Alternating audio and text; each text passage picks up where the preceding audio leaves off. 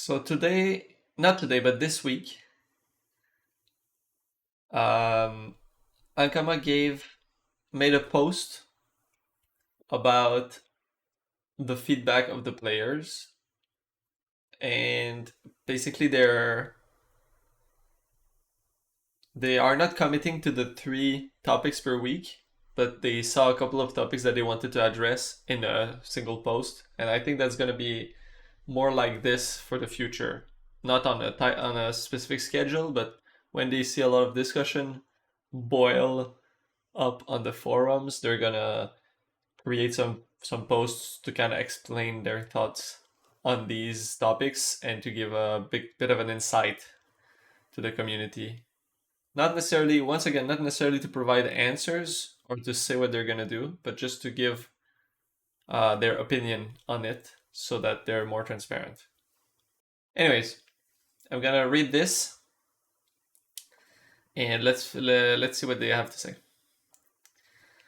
Hello everyone. Over the past few weeks, you've been discussing many interesting topics on the Dofus forums. We've carefully read your questions and suggestions about various things, and we've met with the Dofus teams to look at a number of them. In line with our desires for better transparent communication with you, today we're sharing the thoughts that emerge from this discussion. A quick disclaimer for those of you who are eager for some juicy information. Don't expect any announcement about upcoming features in Dofus, because this isn't the place for them. Any real announcements will be reserved for dedicated news articles. Makes sense? This topic is merely intended to give you a greater view of our internal discussions. Let's get right into it. Monster AI functionality and bug fixes. So yeah, there was a big topic. I made a short about it where they discussed the Sirma more, why they nerfed it because of some AI bugs. And in that topic, they talked about the potential nerf to crit meta. I think they're gonna be touching a bit on that here. Let's dive into it and see what they have to say. Recently, the topic of issues with monsters AI in combat has been highlighted by the widespread use of the Saramomor set, which has attracted a lot of attention. We briefly mentioned in this message, Samomor link, which is missing. Good job, Ankama. But let's take an in-depth look at how AI works in Dofus. When a monster's turn comes around, each action it can perform has a score. This score is managed by a complex algorithm that calculates the positive and negative impact of its action, taking multiple criteria into account. When all actions have been calculated, the monster chooses the one with the highest score because it considers this to be the best option. So I think this is just making a quick parenthesis about something that I see in game. Because I'm playing a SRAM, sometimes when I am invisible, the monsters elect that hitting me is the best course of action. So even though I have visible allies that are next to the monster, they will spend all of the AP trying to fish for me. But sometimes that means they just do nothing of their turn. And I think this is because the score of hitting me has a high enough score that they ignore hitting the other allies even though they're visible. But this is just speculation from my side. For some time now, some monsters have occasionally decided that their best option is simply to do nothing, because inflicting damage would have less impact than the bonuses the target would receive. This happens especially when the target has significant damage reduction along with bonuses that are applied as soon as it suffers damage. Okay, so basically, when you get hit with the Crimson Dofus, you get 1% final damage as a bonus. So if you have the Crimson Dofus plus something that protects you a lot or reduces your damage, if the monster hits you, it will do, let's say, 100 damage, and then you would gain 1% final damage to the monster. Consider this whole thing to be not worth it. So they're not hitting you at all and they're just skipping their turn. So this scenario is due to an issue with the algorithm's consideration. giving more or less importance to certain things when calculating the score. So yeah, it's really hard to evaluate how much 1% damage is going to be useful for a character, because this depends on their stats, their playstyle, where they are, which monster can they hit. So I guess it's hard for the balance team or the dev team to establish in a simple manner how much is it worth to boost someone 1% final damage.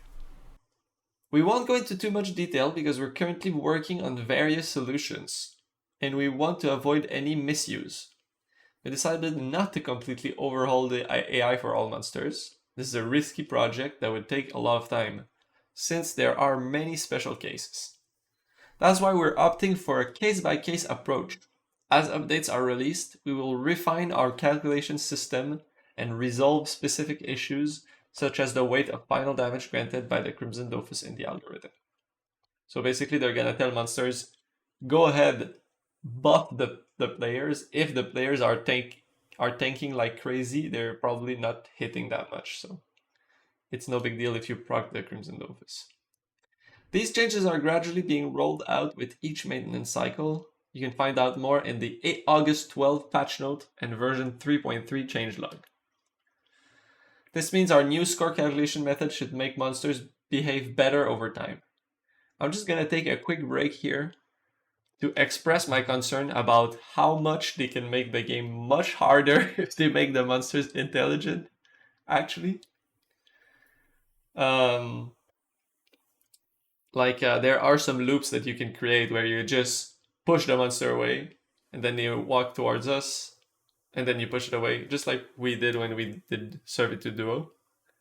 Or some mechanisms like you open a portal, the monster walks towards the portal, you close it, the monster walks away, and then you create a loop like that. But imagine if the monster could actually detect these loops and like throw in some RNG in there just to make your job harder. It would be very scary.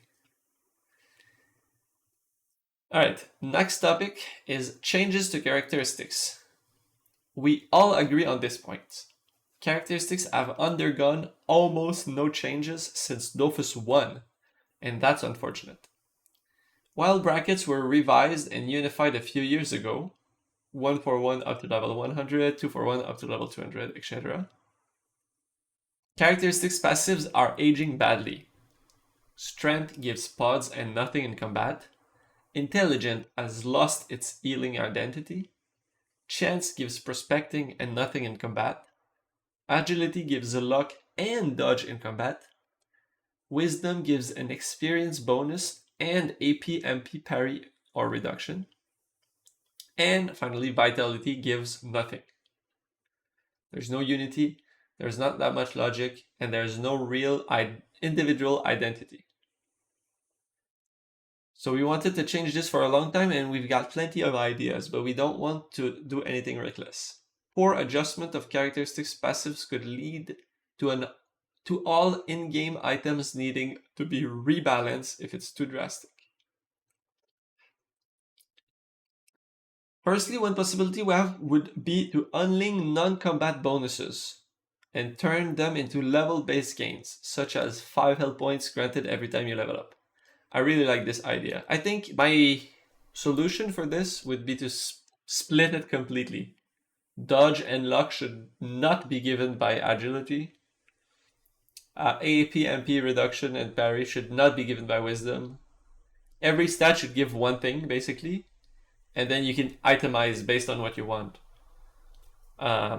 Personally, I really like having an Agi set that gives me luck and dodge, because it's just better than the other sets. Like if you're playing strength and you want to luck people, you need to actually build luck into your sets. Whereas if you just build Agi, you're like, I'm not touching anything, I just instantly have high luck and dodge. But I feel like they could maybe... I read a comment from a user on the French post that they said we could have 5 points of stats every level, but also some points in secondary stats, which would be another page maybe. And then you could say, okay, I want to put everything in dodge, so I can walk around and place portals. Let's say I'm an Ilio. Or I want to put a bit of dodge, a bit of lock, or I'm playing against, I don't know, an Enu or a Sadida in PvP. I'm gonna put everything into MP parry for this fight. So I feel like having secondary stats that you could attribute points to, and on top of that you can get bonuses from your equipment, would be the best way to deal with it. Yeah. So one possibility we have would be to unlink non-combat bonuses and turn them into level-based gain every time you level up. Then we could remove existing combat passives and redistribute them in another way. We've been reading your comments and you've given us many interesting ideas. Strength could give lock, agility could give dodge, strength could give close combat damage, int could give range damage, chance could give critical hits, and so on. Basically, there are many possibilities that are logically feasible. See, I don't like that. I really don't like that, because while there is a bit of a trend of like strength is generally hit pretty hard, imagine if they say, oh, strength give close combat damage. Now, if you want to play a strength craw, doesn't really make sense. Or if you want to play no crit chance build, doesn't really works. It reduces the flexibility of you being able to build any set fit for any class and every element that you want to play. So I'm not a big fan of all these options. Finally, we may consider other more elaborate possibilities, but we'll save that for later. Just make it less elaborate. Just split it completely. Obviously, we don't go jumping to conclusions because these are just ideas. Nothing has been planned in this regard for now, but it's important for us to share our wishes and ideas with you. They will undoubtedly materialize in the not too distant future, and we'd like to reiterate that this is something we feel as strongly about as you do. This is the most Ankama way to promise that something will happen someday, but we don't know exactly when. Please keep sharing your ideas about this with us, because we consider them to be at least as important as our own. Cool. Adjustable difficulty. This is interesting to me. The difficulty of Dopus endgame content has always been a divisive topic. Some players deem it too complex, while others find it easy to run through all the game content. This debate perfectly illustrates how not everyone consumes the game in the same way and how difficult it is to satisfy all profiles. Yeah, I've been saying this for a long time. Everyone plays Opus differently. So when they're balancing something or they're changing something, every time they're gonna piss someone off. That's why it's very hard for them to commit to some changes. One of the possibilities that frequently pops up would be to incorporate an adjustable difficulty system. That way, a dungeon could basically be completed in easy, normal, or hard mode. Easy mode would be a way to complete the content easily without the potential to earn rewards or achievements. And hard mode would be a new challenge for the most hardcore players, who would earn greater rewards. This makes me think about the new Dreams reward that is... Well, we're supposed to get a dev blog this week, but I guess we're gonna get it next week. But I will definitely cover this once it comes out. I think having an adjustable difficulty in most of the game is not needed that much. But having the absolute end game feature have a difficulty slider is, to me, it's almost like a non-negotiable. It really should have this. I will absolutely be baffled if they don't include something like this in the new Dreams. Okay, various options. The simplest solution from a technical standpoint would be to create a generic adjustment common to all monsters, modifying their AP, MP, HP damage in line with difficulty. We think there are other more fun and gameplay rich ways than a mere power slider. So I agree with this. Some quests have power sliders like this. Every quest that adjusts your level. So, Watcher's Office, Brotherhood of the Forgotten quest line. I think there's another quest line for like Iliocalypse. The first quest line for Iliocalypse adjust your level, and that the simply having a power slider like that creates some really unbalanced shit. Like, it is obvious when you see that they balance it around level 200 and then they scaled it down. Because when you try to do some fights, I remember like the Marauders in the Brotherhood quest, they have like 10 or 12 range.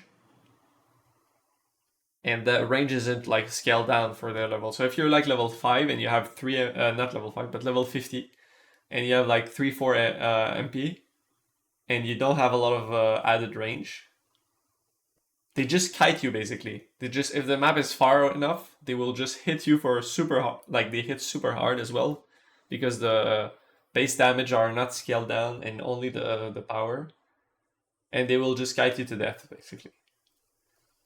But once you get a bit more range, a bit more AP, a bit more MP, then you become much more in line with the challenge that they're supposed to give you. So I think having a power slider, I mean, I really like these quests. The 3 quest line that I mentioned are among my favorite quest lines. But I feel like the balancing around the levels is kind of bad. A more stimulating solution would be to add or remove mechanics to and from dungeons based on the difficulty level. This would change the dynamic of fights, which is an interesting idea. However, as you can imagine, adding something like this to the game would require a lot of work, making it take drastically longer to release new content, which we think is a more worthwhile addition. We think that long-time players, who make up most of our player base today, will enjoy discovering new areas and dungeons more than replaying all the existing content with mechanics added to every boss. While that is true, I think people really enjoyed the expeditions. But they said that expeditions took a lot of work to make and ultimately was temporary content. So I don't know if they will actually, if like expeditions will come back later. Maybe they will find some really cool mechanics that they want to introduce with the expeditions, with like Unity stuff. But I feel like it was deemed not worth. So there is one dungeon that has this, where you add remove mechanics based on the level. It is the summer dungeon, Grozilla and Grasmera. Basically, it's the same dungeon, but with 4 different versions, and every version has more HP, more stats, and there are mechanics that are added. So, but I don't really feel like Grozilla and Grasmera is really that interesting. Like, the last one is interesting, all the other ones is just you hit, and then they die, and then that's it, basically. Anyways, let's continue reading. A third solution would be to adjust the relevance of monsters' AI based on the difficulty level. This way, in hard mode, monsters would optimize their turn better by avoiding lines of sight, for example, while easy mode would leave them a few brain cells short. This is a complex task that could be polarizing, resulting in an unsatisfactory outcome compared to the work required. So this is exactly what I was saying. There is so many people that play the game in so many different ways that any change that requires a lot of work, any change will make some people happy, some people sad. But if that change requires a lot of work, then it's a lot of work for, in the end, like it's neutral. Some people are happy about it, some people are sad about it, some people are neutral. Doesn't really feel like a win. And I feel like that and technical issues has been a bit crippling some decision making in Ankama. Okay, our overall opinion. We think adjustable difficulty is kind of already a thing in Dofus right now, thanks to achievement. They indirectly take on this role. I agree with that. Player who want to get through a dungeon with reduced difficulty can just focus on the combat, while those who enjoy a challenge can tackle achievements. And there's no shame in not doing the achievements all in one try. You can do the dungeon for your quest, come back, do some achievements when you're better geared up. I feel like this works pretty well. With the recent dungeons in Ozawara, we tried to offer achievements that really made combat more complex. This is kind of a hard work in itself. However, it's true that some fights are still hard for casual players, even without any achievements. An easy or story mode could unlock a few quests and make it less frustrating to search for a group, especially for solo players who want to progress through the main storyline at their own pace. I think that's really good. You'd have to find like the right balance of not giving rewards. But yeah, I think this could fit really well with one of their proposed suggestions from the top 3 that they did a while back, where they said we want to have every monster of every level drop gear of like low quality. So let's say you fight in Frigus 3, they drop like a really shit cycloid gear that you can use as is. There's no way to mage it or whatever. And it makes you like have kind of shitty stats, but you're able to complete the content on, let's say, story mode. So like if you want to play Dofus and you care about the story and you don't really care about like grinding for commas and completing these challenging things, you can just do the fights, do the dungeons on story mode. They drop shit items that are good enough to complete the dungeons in story mode, so you can gear up just by playing the game without having to take a break, go on build sites, try to figure out what build is perfect for your class, make sure that you're optimizing min-maxing every stat. You can just like, oh, I like gobbles and I play Oza, I'm gonna play Oza Strength. Every time you drop an item, you're like, oh, this one gives strength, put it on. And you get to that level 200 dungeon, you don't even have like 12-6. You're like, oh, whatever, I'm 10-4. It's no big deal. I just summon gobbles. I'm enjoying my time here. So I feel like this could open up a path of like players just getting the lore and going through the game without having to rely that much on external guides. But like always, this requires a lot of work. So we don't know exactly what's gonna happen. That's why we prefer it to hard mode, so it's something we're contemplating. Okay. Again, nothing has been decided. Finally, we've noticed a lack of information regarding the difficulty of level 200 dungeons. Some are deliberately much harder than others, and there's nothing to indicate this difference in the game. One example of this is in the Ozawara dimension, where the Sleeping Venerable One and the Ripper were created with a different difficulty in mind, even though they both indicate the same level.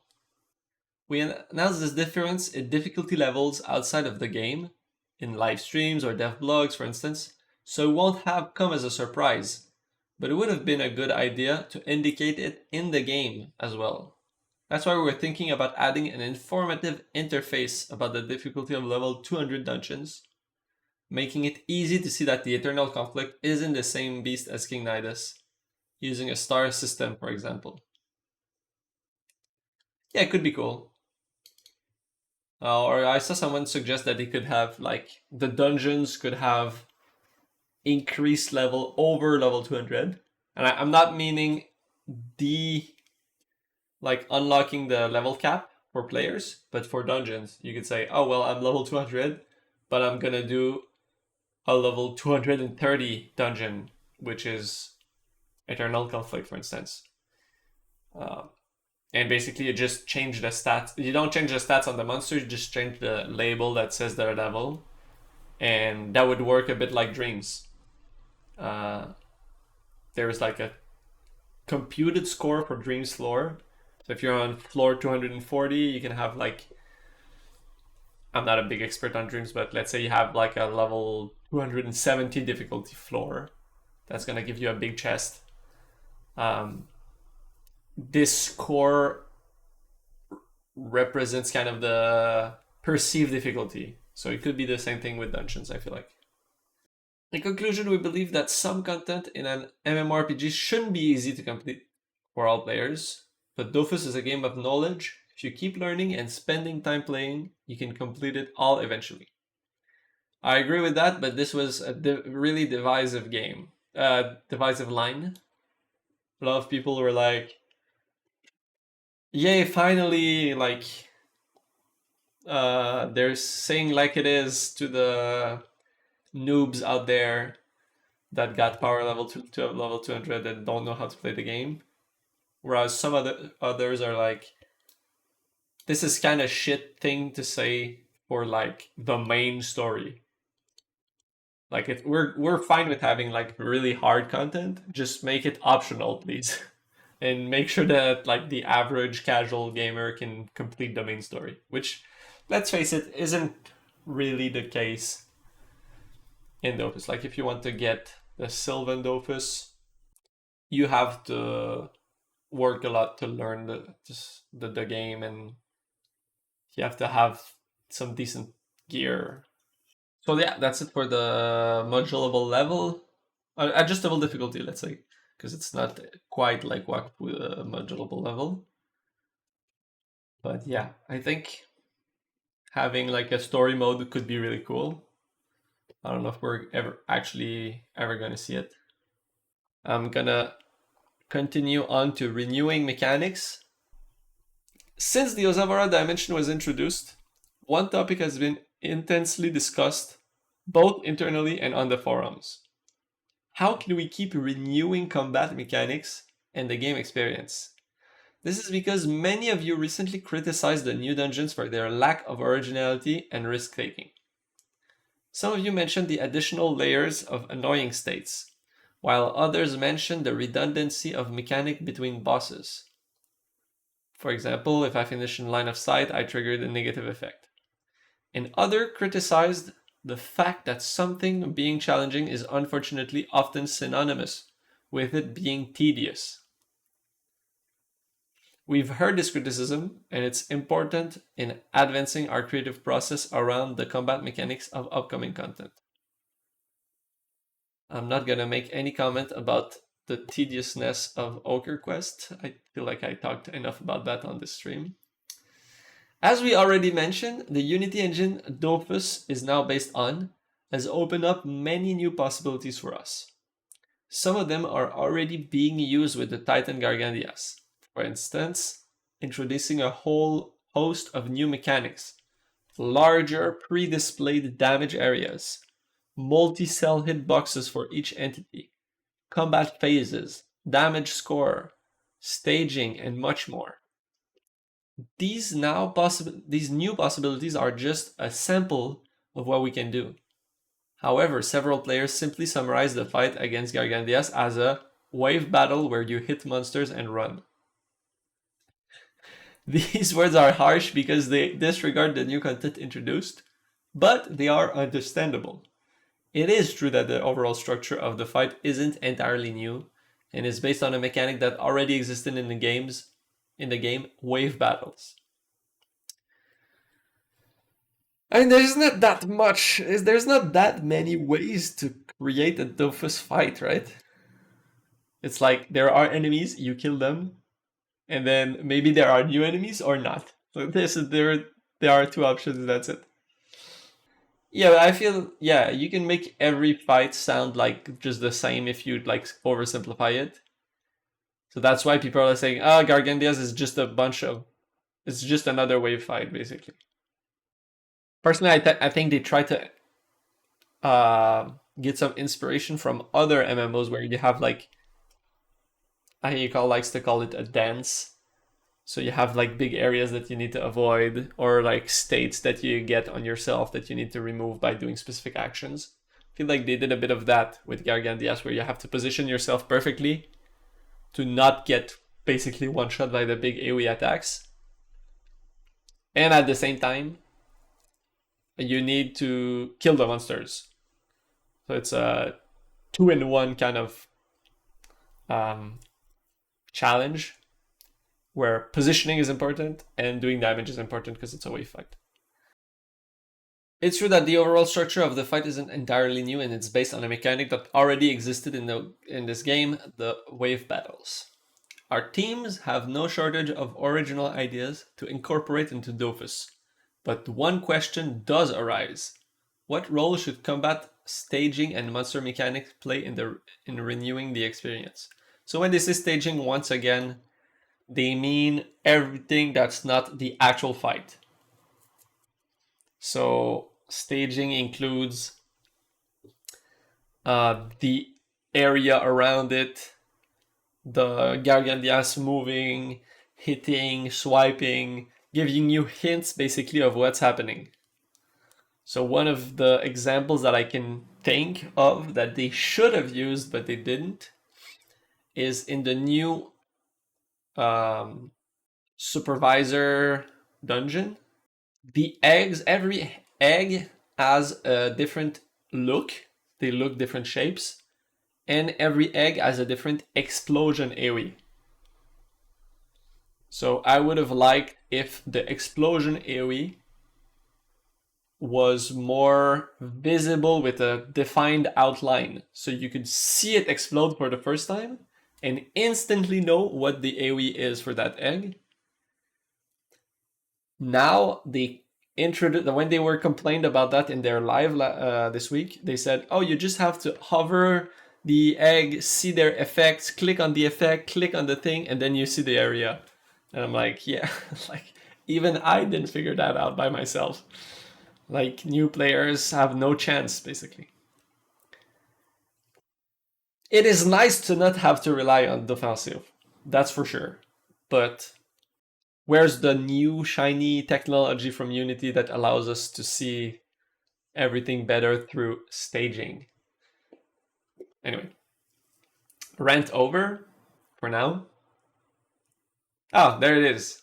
The term staging for a fight encompasses everything that happens in it that doesn't come directly from monster mechanics, such as interactive and evolving maps, a map with moving walls, like in the fight against Datura, a map where the ground gives way behind your feet, mechanisms you need to activate to change the environment, external events that occur, and so on. When we say monster mechanics, we mean every way to disable a boss in vulnerable state, mechanics that are activated when a specific action occurs. For example, you end your turn in line of sight, and various mechanics that change the game rules, such as Count Harburg's skews. So monster mechanic for Tengu, for instance. Tengu, which is a really quote-unquote, well-designed dungeon in that when you trigger the mechanic on a monster, it changes its appearance instantly. So you know you managed to do it.